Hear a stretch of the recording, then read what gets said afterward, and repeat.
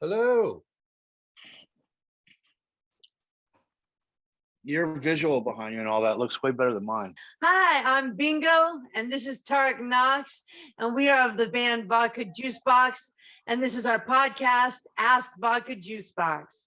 And today we're podcasting with Rob Dukes, former vocalist of thrash metal band Exodus, and more recently the lead vocalist for Generation Kill. Rob, how are you doing today, man? I'm great, man. I'm great. How are you guys? Very good. We're Hanging doing in all there. right. All Just right. got that second vaccine shot. Okay. How you Yeah. feeling? We got pretty sick with the second vaccine. My appointment is next Saturday. My first one. So- Which vaccine are you gonna get? I guess the 2-shot one, so the Okay. Pfizer one. Yeah. I sent you a couple questions. Do you and I just figured. We're ready for anything you got. So I've heard 3 tracks of yours. When we all hung out in Bisbee, I heard a couple tracks, Uh-huh. and then Bingo sent me a track, and your stuff is really good. I really like it. I mean, only because just because I play metal and like in real heavy music, that's not all I listen to. I listen to a lot a lot of different things, and from the beginning, when I first heard Bingo sing like 10 years ago, I was blown away. So the fact that you guys are doing this and putting it together is really, I think it's a good thing. You should be putting music out. Yeah. Thank you. Appreciate that, man. Yeah, Yeah. that Are You Amused record was an incredible record. Mm-hmm. Yeah. I like that. I can't remember. I don't remember what you were calling it, Bingo, but it was the one where you had the horns and you had like a bunch of different instruments being played, and it was really Peach pie. good. Yeah, man, that was fucking great. Oh, it was so fucking good. The New Orleans brass band. Yeah. That was a fun Yeah. one. Are you working on anything now with Generation Kill? Yeah, we have a new album. We have our single comes out I think next month or early it's either May or early June. It's going to come out, our first single. Okay. And we have a music video with it. It'll probably just go like right to YouTube. And then the following month, another single will come out. And that is we did an animated video for that song. And then we're working on a third video. I'm flying to New York in June to shoot that third video. And then the album will drop either in August or September. So I sent you a couple questions. Basically, the question was kind of like you're kind of all over the map. So where do you draw from your influence from? Like what do you listen to when you're just doing whatever and like Gotcha. So where do you like yeah. Okay, do you want me to take this first? Yeah. Okay. Mm-hmm. There are too many bands for my crippled mind to remember because of the coma, but the way I would answer that is in my car right now, I have Ween, Frank Zappa, and Neutral Milk Hotel. What are you listening to right now? I've been listening to a lot of The National. Do you know Tyler Childers? You heard of him? Yeah. I have Tyler not Childers. either. Tell us about him. He's got like he's a country band, but he has a record that he did. It's himself by himself with an acoustic guitar. He's got this amazing voice, and the songs he's singing about you can tell he lived them. You know what I mean? And it's really good. And that I've been listening to a lot of the Black Keys lately. I got that album Cholula, which is really good. Which is he sings along with the melody of the guitar, which is really fucking cool. Yeah. You know what I'm talking about? He does a lead, but he's doing a lead to the same melody as his vocal line. Hendrix used to do that a lot, but he's doing it like in a bluesy style. That's what I've been and books on tape. I listen to a lot of books on tape. That's all right. Like on Audible. Yeah. Yeah. So Mazzy Star, the first time I heard him around 1995, 1996. And I was living in Kuwait at the time, and this girl came up to me. She was in the same grade, and she's like, "Dude, do you want to play a song with me?" And she's like, she wanted me to play "Fade Into You" by Mazzy Star. yeah, That was Yeah, I the love first that time, song. dude. Yeah. So that's actually the first song I actually ever sang in Live. front of an audience. Right. And Right. then Cool. yeah, and then Pink Floyd "Comfortably Numb" as is one of my fucking favorite Yeah. songs of all Yeah. time, Yeah. man. Yeah. Yeah. Pink That's Floyd. Pink Floyd is one of my favorite bands of all time. And when when we hung out and you guys played that song, I was like, this. I could tell that's was one of your influences. I was like, influences. oh, okay, it's got like a little Floyd to it, man, which is Right Cool. on. which is That's good. Yeah. important. Yeah. So have you heard Generation Kill? Did you guys listen to any Yeah. of it? Even though I know it's real heavy and I know it's not your thing, but Oh no, it wasn't that it was not a thing. We listened to it. Yeah, we actually listened Yeah. to it yesterday. Yeah, We last Okay. night. we listened to 2 tracks. We listened to Prophets of War, which I really liked. That song, correct me if I'm wrong, because lyrics are could be very subjective. What I got from it is it wasn't about taking a side or anything like that, but kind of like the absurdity of war and everything that comes along with it. yeah. And well, I saw this documentary on Dick Cheney, and I wrote the lyrics based on that. Oh. It was basically just it was like these rich old white guys who just they don't give a fuck. They don't care. Like they don't have they don't have an investment. You know what I mean? Mhm. They're not sending their children off to war. They're living in this bubble and just pulling strings. And that's kind of what it was.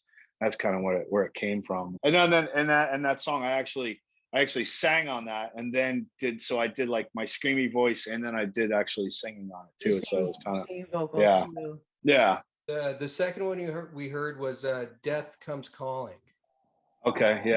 and It's that's like a it, biography. Yeah. I was gonna say it seemed like Yeah, a we got it. much more personal Yeah. song. Yeah. Yeah. Yeah. I wrote that about like because I had to quit drinking because I was a fucking mess. So, and when I got sober, that was like lyrics I had written down a while ago, and then I just held on to them, and then just an opportunity presented itself. I'm like, all right, I'm gonna write that. So, How has being sober changed your life? well, when I drank for 10 years, and then I got sober real young. I got sober when I was 25, and the but I wasn't. I was a blackout drunk, and I got into a lot of fights and a lot of trouble, and I wasn't a very fun guy to be around. I wasn't a very good person, and I watched my grandparents die from alcoholism. I grew up with them, and I just watched them die from it. So I think like a switch went off at some point in my early 20s, and I said, if I continue on this path, I'm not gonna make it. And then I reached out to a friend of mine, and I've been sober ever since my like 25th birthday. And and then through that experience, I've been able to the first couple of years I lived like in this bubble where I didn't go anywhere or do anything, and then I kind of expanded out. But then I a gig in a band where I was on tour for 10 years on a bus with a bunch of guys that were, partiers, and I Yeah. was in a world that was partying a lot. And one of the things that I realized early on was that I could live my life normally and hang out with anyone and have just as much fun. And even though I wasn't drinking, it didn't matter because it was a personal thing. I never cared what anyone else did. Mhm. Um, and that's benefited me in my life because I've been able to, like I said, live on a tour bus, be just partying going on 24/7 around me on tour, and it never really affected me personally because I just didn't do it. And I don't do it for any. I don't know. There's nothing like I'm not afraid of any of it. I just know for me personally, like that I'm a better person if I don't drink. If I were to drink, it would be it would I don't know I don't think it would work out very well. I wasn't very good at it. Got it. So yeah. Can I So, ask you a question before we get back to your mhm, questions? mhm. Okay, so in all of the years that I've known you, you have only shown me your soft side. You've been a big goddamn teddy bear to me the whole time. So Yeah. how do you turn on the beast for being on stage or when you need to? For Yeah. instance, in Albany, New York, stand-up had to call on you to be muscle.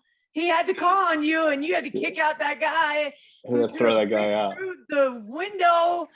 I mean, Yeah. we need you to be muscle then. Holy How do you shit. turn it on when you need to? When to me, you're nothing but you. You're nothing but a teddy bear. How does it happen? Oh, I don't know.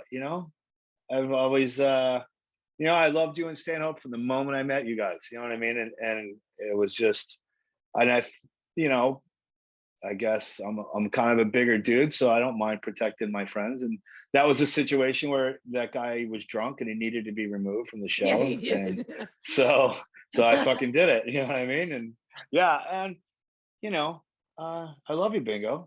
So Uh-huh. it's kind of like, there's, when I guess when I'm on stage, there's kind of there's an acting part of it. You know what I mean? Like, and the music is really aggressive. So if I were up there smiling and I could smile and be goofy and shit like that, but the music itself is so aggressive that it brings out that aggressive side of me. But for the most part, I'm a pretty mellow dude. I don't really, you know what I mean? Like, I smoke cigars. I restore old cars and I write Yep. music, and so it's kind of like, I'm, but when you're singing about war and death and fucking everything else, that that actor Bring part of it. you needs to come Yeah. out. Yeah. So, Yeah. yeah. I forgot about Albany. That was a good story. That was a good one. Yeah. Well, I imagine Yeah. that's like a super fucking healthy release too, man. It's like screaming at the top of a fucking mountain, right? Oh yeah, man. I mean, a lot of demons get exercised up on stage. I mean, especially when you're singing personal stuff or stuff, like my own stuff. And even when I was in Exodus, man, the lyrics were so dark and fucked up. I mean, we sang about fucking, child pedophilia and from the church and the all like religious stuff and and it's just so it was that being aggressive, that's just kind of how it goes and what happens. But then again, I have two Persian cats. I got two fluffy foo cats. That's that are that so. Right. All Okay, right. question 2. What was it? So has a song made you cry? Yeah, I got it. But you want to go first, or do you want me to go first? When I'm usually hungover. It's late at night. I'm alone in bed, and I watch fucking X Factor. There's this, there's like the unsuspecting salesman, and then all of a sudden he opens his mouth and he has this huge fucking operatic voice.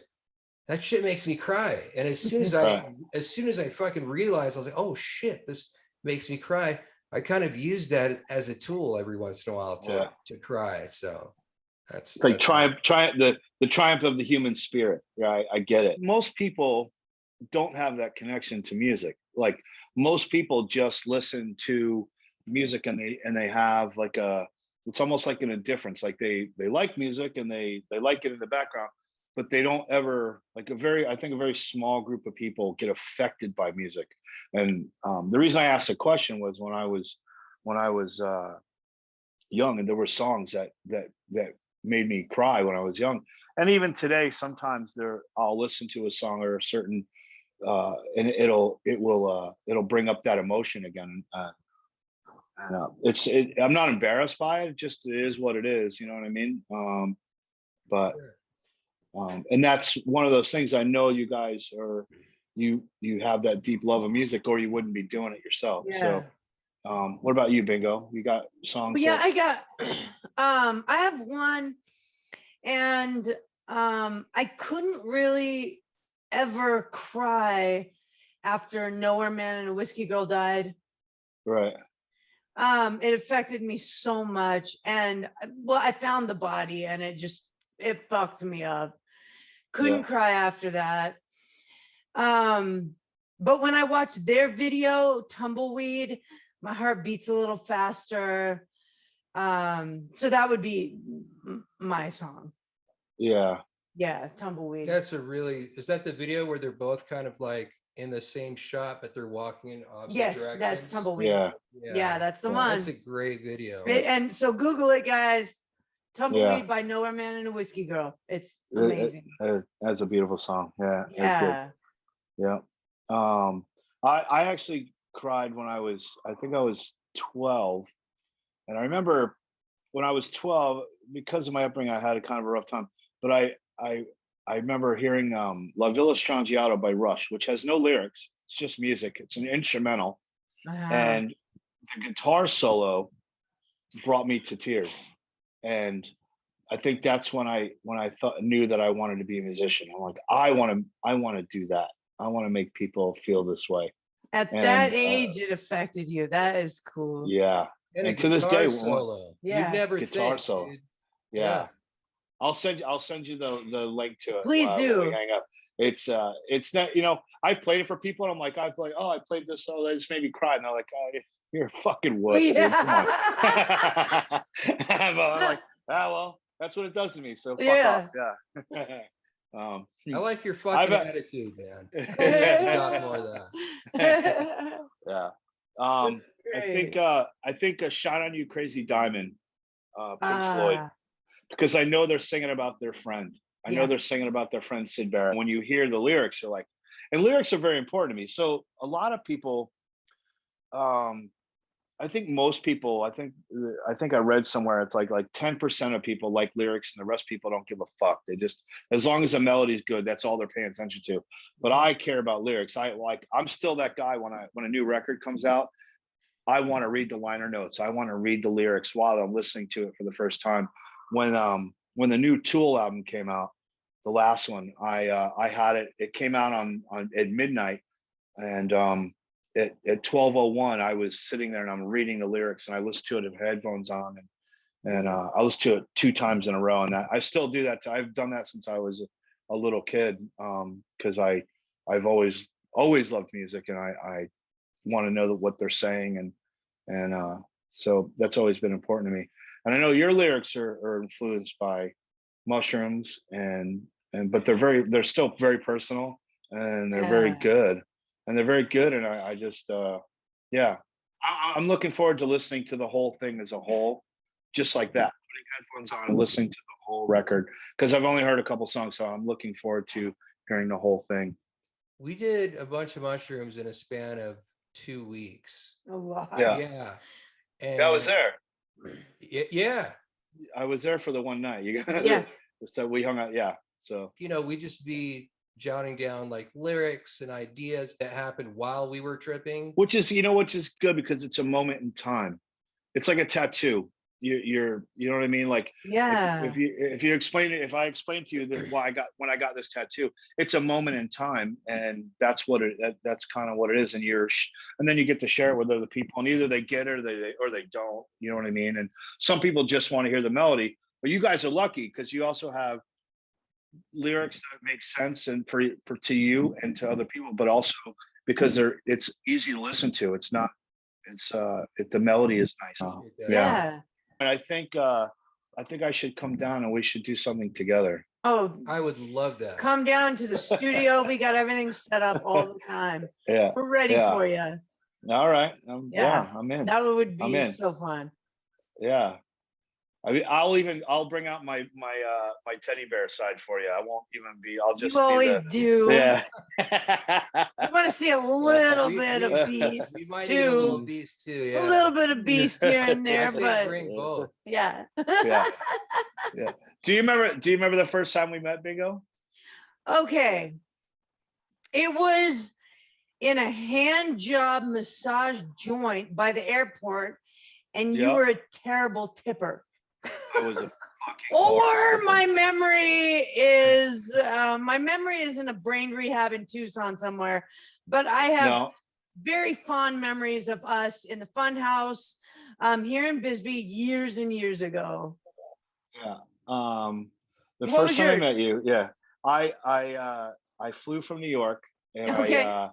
I flew in, and I came down to spend the day with you guys, and it was me, you, and Doug, and I walked in the house, and we had never met before. I only talked to Doug on the phone, and I had been a huge fan of Doug's, so we had talked on the phone a bunch, and were having like these regular phone calls.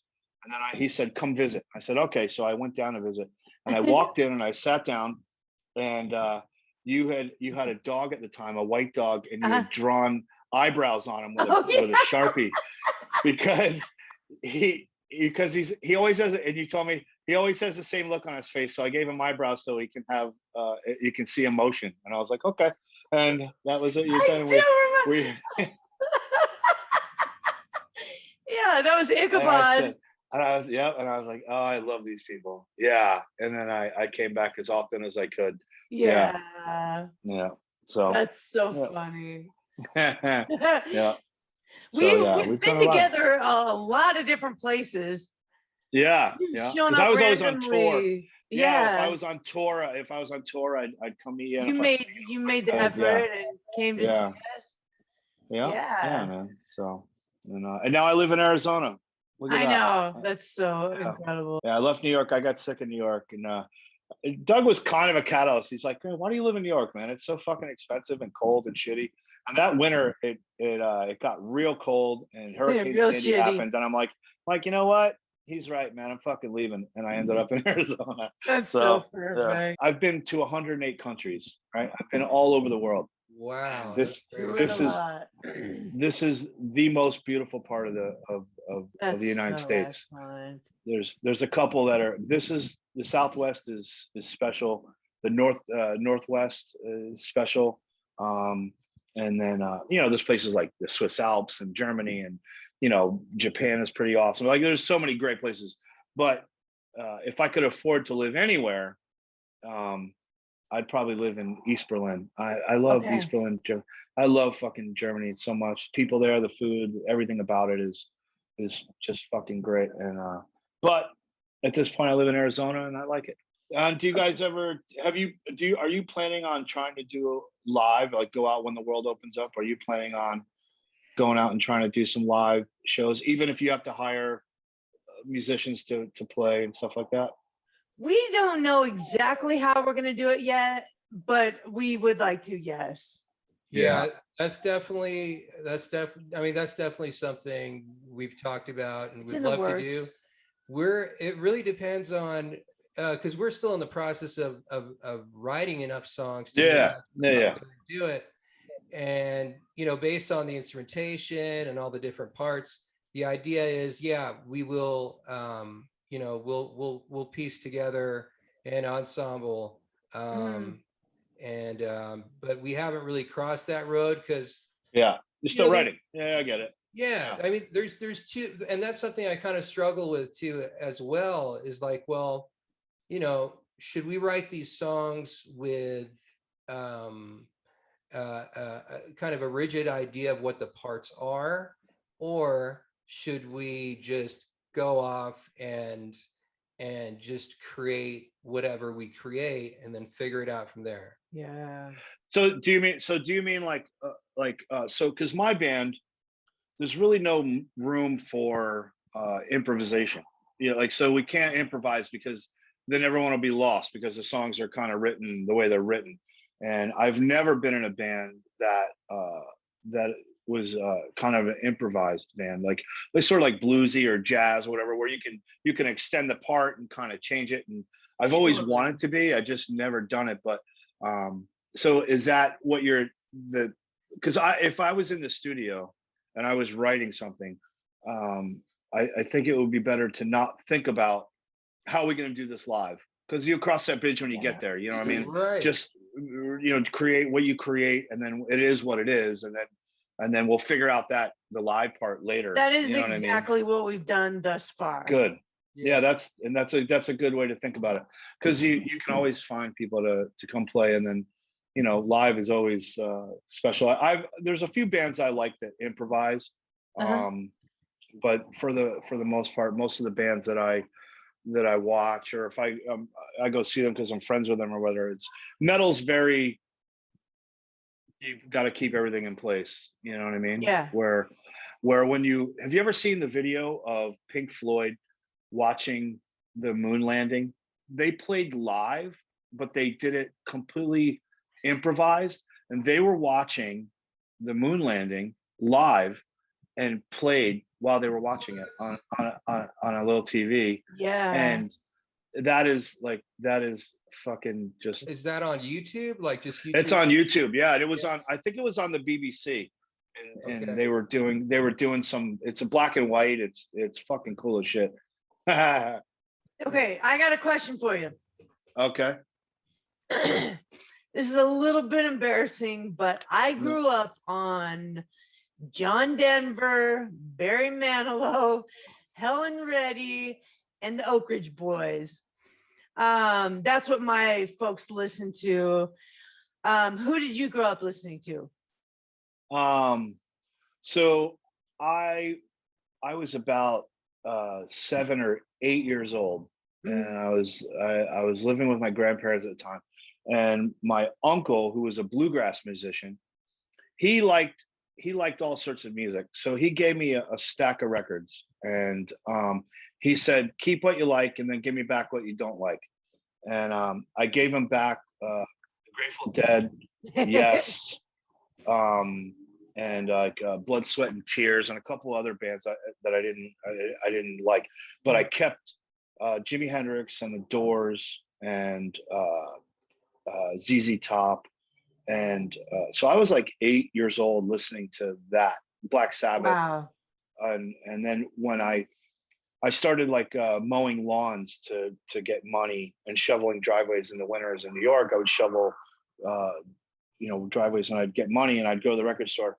And the first album I ever bought on my own was Queen, News of the World. And I was about 9 years old, or maybe 10 when it came out. And that was my first album. That and The Clash, London Calling, and White Riot. I bought those 3 albums, and I listened to them for the next year, and I know them in and out. And that shaped me for listening to everything else. I found Rush thereafter, and then Judas Priest and Iron Maiden came maybe a couple years later. And then I just, as I was in my 15, 16, I was listening to, AC/DC, The Clash, Talking Heads, and I was, living in New York and listening to really good music. But I also still listen to the classic stuff like Led Zeppelin, The Doors, Hendrix. Like I always liked a lot of it. And then when I was about 30, someone gave me a copy of Bitches Brew by Miles Davis, and I fell in love with that. And I fell in love with instrumental music. I started liking music with no vocals and just listening to, and I fell in love with Stevie Ray Vaughan, and later on I found Buckethead, Tommy Guerrero, and like these, and then John Coltrane. And I listened to so much different music. And then I found rap. I actually like old gangster rap. I love, NWA and Run DMC. And so there was like, I was really hard to pin down what I liked, because I also was going on Warped Tour and hanging out with Bad Religion and the Vandals and TSOL. And so I have this just such a plethora of music that I loved, all of it. And I was still the kid who bought the record and read the lyrics and read, and listened to it intently, and I had headphones and I soaked it all in. And luckily I became a musician. So luckily, like that afforded me to be able to, and which kind of good that I did, because otherwise I would have just been one of those guys that just, listen to music, but then I actually got to create and be judged for it. You know what I mean? It's one thing to like, to be a critic and that band sucks or this, and I never was like that. I never really shit on anybody's work. I never shit on an artist. And I was able to appreciate even things I didn't like. If I didn't like it, I could still appreciate it. Yeah, and yeah, so I grew up on just so much different stuff. My parents were kind of hippies. My mom was real young when she had me, like she was like 16 or 17, and so they were young. So they were it was the late 60s, and Yeah. so I'm old as fuck. So yeah, and I still listen. I don't listen to new bands as much as I do. I do find the occasional new band that I like. Um, you know, you ever heard Run the Jewels, the I Killer have, Mike and yeah. LP?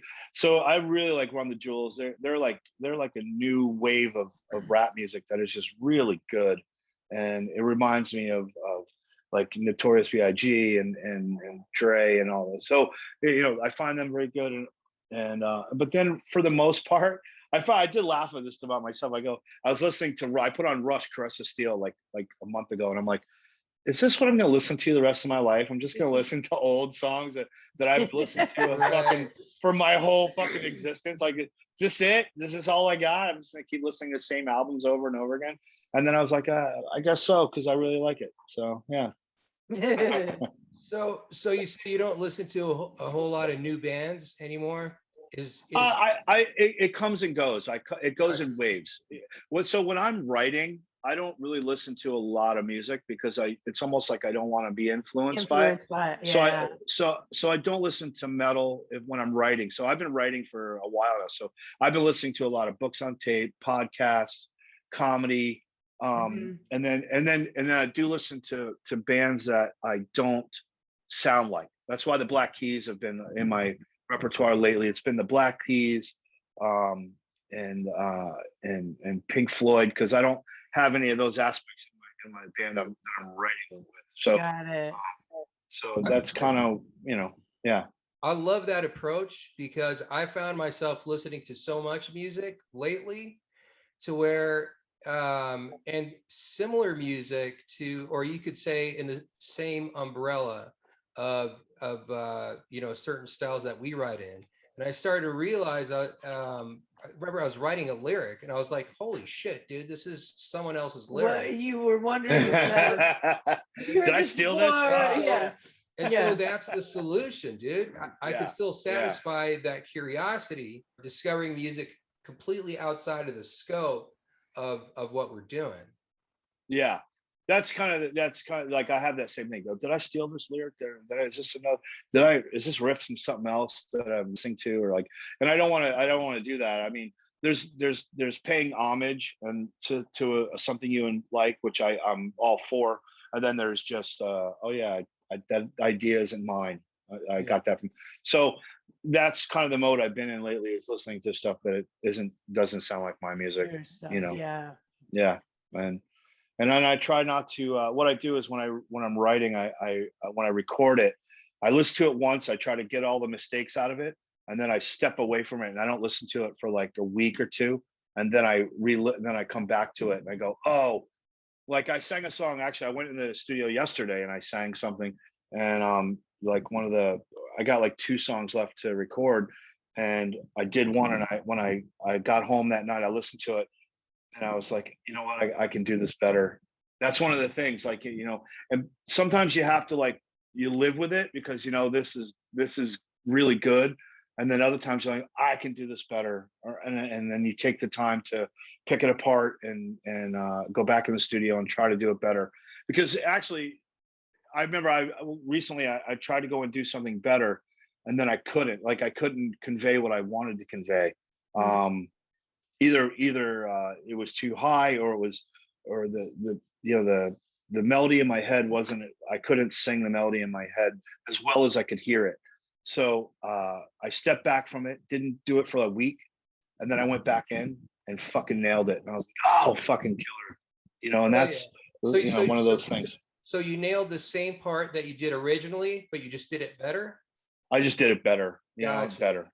Yeah, Nice. and because I stepped away from it, and I let my ears clear out, and I let my mind clear out, and then I went in and I was like, okay, I'm gonna do, because this music I play, unlike your music, is there's not a lot of motion, a lot of movement in it. It can be very, not staccato, but it can be very just, this is the way it has to be because that fits the song. right? Sure. But my voice, I do have the ability to go up and down in range, and I have like this range that I have. So I try to sometimes go in, and I find myself doing either too much, and then I don't.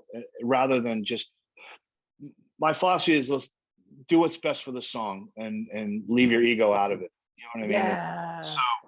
So I went in and I did it like all over the map, and I was like trying to do, and then I was like, you know what, that didn't work either. Let me go back and do it again the way I originally did it. But that's like that game that you play with yourself, you know, to keep yourself in check, as far as like, oh, am I, you know, I'm doing what's best for the song, and that's always the end game is, let's make the song as the best we can make it. Yeah. Yeah, I think that's definitely what we go for whenever we're Yeah. writing. You know, instead of like being because me and Bingo we both sing on Yeah. every song that we Yeah. put out, but it's not like, oh, so I sang the first verse, so now that means you have to sing the second verse, or so we always think about the song first, and Yeah. and that is something that, No ego. yeah, no Yeah. ego. It is something that you have to always. Egos destroy bands. Egos Yes. Oh, destroy bands. Yeah. absolutely. Egos and money. Yeah. Well, which is lucky. I've never made any money from it, so I'm good. You know what I mean? So Looking back on your life, is there anyone you'd like to give a shout out to who served a pivotal role in your life? Like someone who encouraged you to go left instead of right, or weird instead of normal? yeah. Uh, it's weird you asked that question. Stanhope. You know, Really? I I Tell don't me. I don't think I've ever told him, or yeah, I never have. So Doug's Doug knows a lot. He knew a lot about AA because he grew up in AA, and he grew Yes. up hearing those stories, and it shaped him um, for a lot of his comedy. He's admitted that. He goes, yeah, I heard guys tell Completely crazy true. stories, and you know, I was when I think I had about 10, or maybe no, I had about 12 years sober, and I was involved in AA a lot, and I did went to a lot of meetings, and I was heavily involved, and then Doug said to me, he goes, you know, we were talking about that show Bullshit by Penn and Teller, Uh-huh. and he goes, you know, you don't need them, you'll be fine without them, and I realized that the whole basis of that was based in religion, and I was able to see it for what it was, and I was able to pick apart what I needed from it to stay sober, and to Uh-huh. be an island unto myself, and to be true to myself, but I also didn't have to follow suit in all the in the thinking that they had, because it's kind of cultish in a way. Yeah. I don't mean to be shit on it, but it kind of is. And you know, some people need that, but you know, some people, like a friend of mine he found God, and he got sober, and he needed to, because he was a fucking junkie, and he was going to die if he didn't. So whatever worked for him, that worked for him, It's and that's fine. fine. Yeah. And I found that stand-up gave me the ability to think for myself outside of that box, and remain loyal to being sober, but also just becoming myself.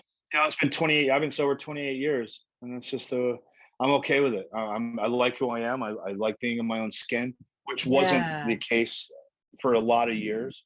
And Right. that pivotal moment around that time, he played a part in that. And yeah. That's So, brilliant. That's great. and he introduced me to Bingo, who I adore. So I adore all Ah. you guys. I adore, you know, and I love that group of people down there. I don't get down there often enough, and when I'm there, I always feel very welcomed, and very, Yeah. very, Well, you very, are. very. How did you go from lead thrash metal singer to car restorations? Well, I got fired from Exodus, so I needed a job. So Okay. I had always done cars. I'd always fucked with them. I always built them, and I always had cool cars and motorcycles. And I've ridden across the United States 8 times on a motorcycle. I've done it I ride a lot, man. I've you know, all on different bikes too. I have like a Yamaha, I had a Hondas, and I look like a Harley guy, but I don't really ride Harleys. Okay. But into like long distance riding, I love finding a spot in this and just driving to it 600, 700 miles away. I like the time alone in the helmet by myself, and but working on cars was always like soothing. It was always something that I loved doing, and I loved taking an old beat up piece of shit, making it really nice. And that just so when I got fired from Exodus, I needed a job, and so I got a job at a Volkswagen spot and just started working and doing it, and I love doing it, man. I've restored like 8 or 9 full restoration Volkswagens, and I'm doing a Corvette for myself, an old Oh, Corvette. sick, man. Oh, And I what have an color is old, it? Tell me what color it is. it's metallic blue, with Really? black interior. Yeah, all All 70s style. right. Very nice. All Yeah, and I have right. yep, and I do, and I have an old Volkswagen and 64. I work on all right now. I'm doing a 66 bus. That's my current job at my job. I'm doing a full on 23 window 66 bus, full restoration. Cool. Oh wow. Yeah. Yeah. So how do you learn that? Did you have someone that like taught you, or did you Um, grow up around it? I when I was I got my first car was a Volkswagen, and I just taught myself. I just learned it. I just started fucking with it, and I'd break something, and then I'd have to learn how to fix it, and because I didn't have any money to pay someone else to do it, so I had to get a book and read about it, because back then there was no internet, and I just kind of took it from there, and I just learned how to do it hands on. I've had a bunch of hot rods too. I've had a bunch of Chevelles and Firebirds and Camaros, and I've had, you know, just a bunch of cool cars, and yeah, I love doing it. If I was doing music full time, I always did it on the side when I came home. In New York, I actually came here and bought a Bug and brought it back to New York and fixed it up and then sold it. And I built a sand rail in New York and put street tires on it. So it was an open sand rail with put street tires on it, and was Wait, I drove that. what is a sandrail? It's just a tube frame car with a Volkswagen engine and 2 seats and a steering wheel, and that's it. Okay. And you go into the desert with it, or dune buggy, or in the dirt. And I ended up making one for the street, and it was fun as shit. So fast, and like, you know, it's like a big go-kart, and you're open. There's no body on it. It's just a tube frame. I do that here, man. There's a bunch of desert out here, so there's a lot of off-road cars. So I had an off-road Baja Bug that I built and did a lot of work to, and took out in the desert and just beat the living shit out of it, and then come back and then bring it back to the shop and fix it and go out and break it again. All right. You were the replacement lead singer for Exodus. In a fantasy world, who would I replace Ding Dong with? Holy shit, I haven't heard this. In a question. I know you haven't. This is from the in a fantasy Funhouse. world, okay. Trent Reznor. In a If you could get fantasy Trent world, Reznor. Tarek's Reznor. out. I got to get someone else. Who would it be? Trent Reznor from 9 Inch Nails. Excellent choice. Excellent That's choice. good. That's good. Okay. Do bats really taste like chicken? I didn't eat a bat. I ate a guinea You didn't pig. eat a bat. No, I ate a guinea pig in Peru. Yeah. I never ate a bat though. I wish I could. I would have tried it. I've eaten a beetle, a scorpion, larvae. I've eaten I've eaten all sorts of. I never got to eat a bat though. I was in China, but they didn't have that. I ate scorpions. I ate a silkworm larvae. What? I ate a beetle, like a full-on Oh, a fucking big huge beetle. I just beetle. Is it like a oh, beetle it's on a so stick? What? Are Was you it- what did they kidding yeah, it me? was fry a beetle. or- Yeah, it was fried on a beetle on a stick. Oh my It was, God. Wow. it was fun. It made me throw up. It was so Really? gross. Wow. It like popped in my mouth when I Yeah. and I threw up, and then they were like, "Well, it didn't count." So I had to eat another one until I What? swallowed it. Yeah, Well, fucking, Out of everything you tried out there in China, what would you say yeah. was The worst? the best? Oh, the best. Actually, we ate crickets, and they were covered in like a hot, spicy So they weren't bad. The crickets weren't bad. It just tasted like you were eating like just like you think it would taste if you ate a cricket, but it was covered in hot sauce. So yeah, Oh, that was God. yeah. So Okay. Crunchy. Very, I imagine. I did, and I ate haggis in Scotland, and which is all the meat boiled into sheep's intestines, and I ate haggis, and it wasn't bad. It was all right. Is that kind of like boudin or? It's just they take all the spleen and all the shit, and they cook it. They stuff it inside the sheep intestines, Yeah. and then they boil it. So it's boiled meat, which is, for fuck's sake. I mean, it wasn't that bad. Here's the thing. I really, because I came down and did that spicy contest, I like hot stuff, you know, I mean, so, but I just cover everything in hot sauce and choke it down. So yeah. Wow. A last one. We already know you're talented, but what's the most useless talent you have? Oh, most fucking useless talent I have. I can take an entire slice of New York pizza and shove it into my mouth and eat Once. it. Just like a big, and just keep like it's so fucking gross. I did it on video once. My buddy had this like cable access show, and I took an entire slice of pizza. I did that, and I also did it with a Big Mac. I just kind of like, and I just shoved it like John Belushi style from Animal House. Like that's what I did. I can do that. That's my useless talent, and I can juggle. So you can juggle. Okay. I can juggle. Yeah. So, two fucking useless talents. Yeah. All right. All right. All I can say is looking forward to you coming down here, man. Make some music. Yep, that sounds good. Yeah, I'll come in there and great. I'll play guitar. We'll sing. We'll do whatever. We'll see what Yeah. happens. Yeah. Oh yeah. Well, Cool. Thank you so much for being on the podcast. Thank you. Thank you for having me on, man. Oh, Yeah. it's been great. You guys be good. I'm coming down. Looking forward to hearing the album in its entirety when you're done with it. And yeah, and then playing you some new music that I got done. And then yeah, I'll come down and see you in a couple weeks. Okay. Peace out. Bye-bye. Peace. Bye.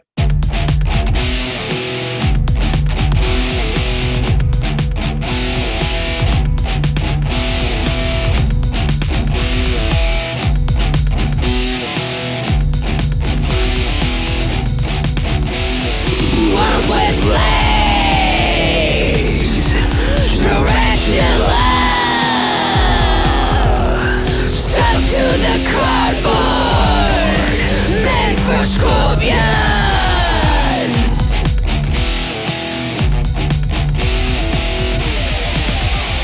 Whoops. Whoops. Whoops. Whoops. We are tipping the fucking mushroom, only to realize it's been 24 hours since we heard from our friend parked in an RV in front of the house. Could they be dead? Whoops. Whoops. Whoops. Whoops.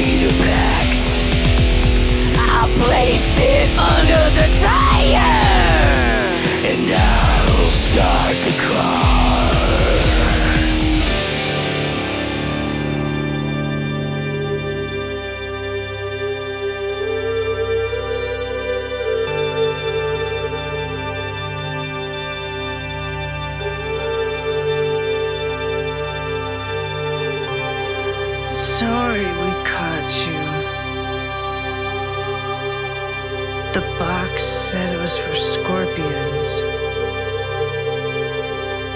We followed the instructions. And now you're all gone.